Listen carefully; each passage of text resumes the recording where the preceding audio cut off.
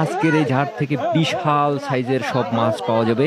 আমাদের গ্রামের সবাই আজকে নতুন পয়েন্টে চলে এসেছে এবং এখানকার ঝাড়গুলো তোলা হচ্ছে। এই কচুরিপানার এই ছোট্ট ঝাড়ের মধ্য থেকে দেখা যাক যে কি ধরনের মাছ পাওয়া যায়। শেষ পর্যন্ত আমাদের সাথেই থাকুন এখানকার মাছ দেখার জন্যে। তো আমরা আমাদের যারা গ্রামবাসী আছে সবাই প্রত্যেকেই খুবই আনন্দের সাথে এবং খুবই উৎসাহের সাথে সবাই একই সাথে এই ঝাড়ের মাছগুলো ধরতেছে। তো দেখা যাক আজকের ঝাড় থেকে কি ধরনের মাছ পাওয়া যায়। সবাই আমাদের সাথেই থাকুন শেষ পর্যন্ত। এখান থেকে কিন্তু বড় বড় মাছ পাওয়া যাবে।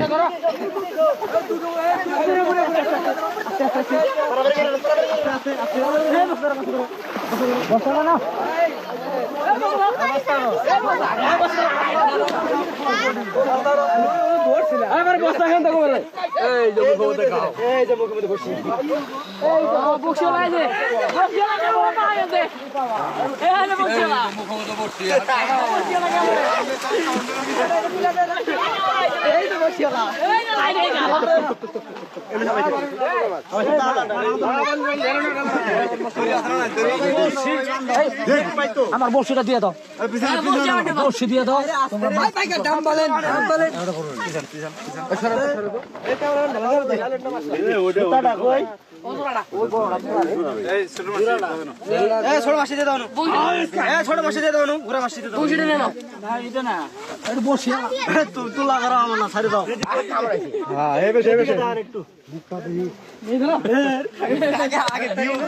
তো আমাদের যারা গ্রামবাসী আছে তারা প্রত্যেকেই অনেক খুশি এই এত বড় একটা মাছ ধরতে পেরে। দেখেন যে মাছটা কি পরিমাণ, একটা মানুষের সমান লম্বা, এবং সকলেই খুব উৎসাহের সাথে মাছটাকে ভালো করে দেখছে, মাছটাকে আদর করার চেষ্টা করতেছে।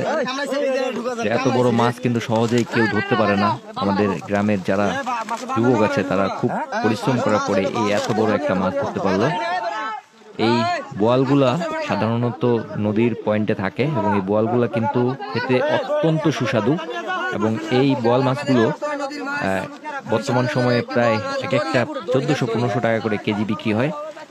যদিও আমাদের এখানকার যারা আছে সবাই এটাকে কেটে ভাগ করে তারপর খেয়ে ফেলবে।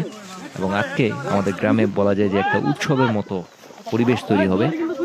দেখেন ভাই, এখনো দেখেন মাছটা কি পরিমাণ বড়। এই যে নিয়ে যাচ্ছে একটা ছোট বাচ্চার থেকে অনেক বড়। দেখেন মাশাআল্লাহ।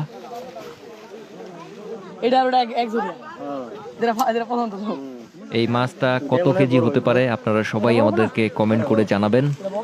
সেই সাথে আমাদের এই পেজের এই ধরনের প্রাকৃতিক মাছ ধরার চিত্র দেখার জন্য অবশ্যই ভিডিওটিকে লাইক করবেন, কমেন্ট করবেন এবং শেয়ার করে দিবেন আপনাদের বন্ধুদেরকে দেখার জন্য।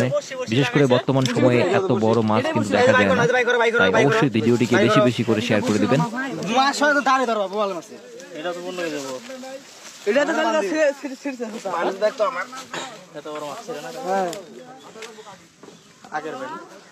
আমি তো কইলাম বিনোদ ভাই, যেটা জোড়াটা আছে জোড়াটা আছে, খারাপ নাই। আবার